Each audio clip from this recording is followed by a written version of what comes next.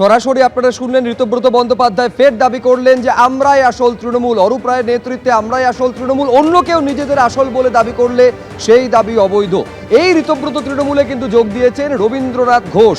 যে রবীন্দ্রনাথ ঘোষ তৃণমূলের জমানায় মন্ত্রীর দায়িত্ব সামলেছেন, তিনি যোগ দিয়েছেন ঋতব্রত তৃণমূলে এবং শিবির বদল করার পর বিস্ফোরক রবীন্দ্রনাথ ঘোষ। তিনি বলছেন একটাই তৃণমূল কংগ্রেস।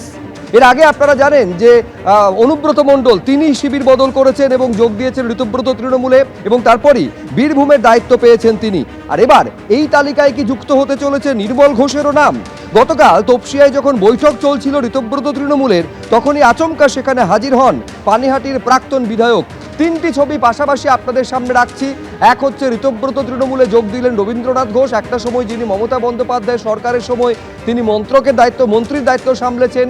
নির্মল ঘোষ প্রাক্তন বিধায়ক, তিনি আচমকায় চলে আসেন গতকাল তপসিয়ায় ঋতব্রত তৃণমূলের বৈঠক চলাকালীন এবং জল্পনা তৈরি হয়েছে তিনিও কি তাহলে শিবির বদল করতে চলেছেন এবং মমতা বন্দ্যোপাধ্যায়ের স্নেহধন্য কেষ্ট বা অনুব্রত মণ্ডল তিনি শিবির বদল করে যোগ দিয়েছেন ঋতব্রত তৃণমূলে এবং তারপরই বীরভূমের ঋতব্রত তৃণমূলের সভাপতির দায়িত্ব পেয়েছেন তিনি।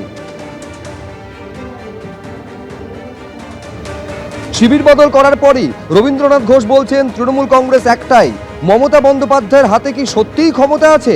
যদি তিনি অভিষেক বন্দ্যোপাধ্যায়কে সরিয়ে দেন তাহলে হয়তো অনেকেই তার কাছে ফিরবে, অর্থাৎ ফের কাঠগড়ায় অভিষেক বন্দ্যোপাধ্যায়। অভিষেক ব্যানার্জিকে না ছাড়া যদি ছেড়ে দেন মমতা ব্যানার্জি, তাহলে কি মমতা ব্যানার্জি আবার আগের জায়গায় ফিরতে পারে? এখন যা সারা রাজ্যের মানুষের যা মতামত, অভিষেককে কিছুদিনের জন্য তাকে আলাদা করে দেওয়া উচিত, সাইড করে দেওয়া উচিত, রাজনীতির অঙ্গন থেকে সরিয়ে রাখা উচিত।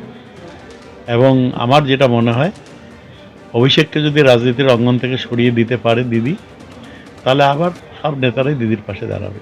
এটা আমার বিশ্বাস, সবার সাথে কথা বলে যা বুঝেছি এটা তো ঠিকই। অভিষেক ব্যানার্জি ওর খামখেয়ালের জন্য এবং ভুল সিদ্ধান্তগুলোর জন্য আজকে দলের এই যে বিপর্যয়, এটা অস্বীকার করার উপায় নেই। প্রায় 80 জন স্ট্যান্ডিং এমএলএ মন্ত্রীকে তিনি বাদ দিয়ে দিয়েছেন এবারের নির্বাচনে। এটা বিরাট একটা প্রভাব পড়েছে। সিনিয়র লিডারদের বাদ দিয়ে দিয়েছেন, সাংগঠনিক দায়িত্ব থেকে বাদ দিয়ে দিয়েছেন, যাদের কোনো অভিজ্ঞতা নেই।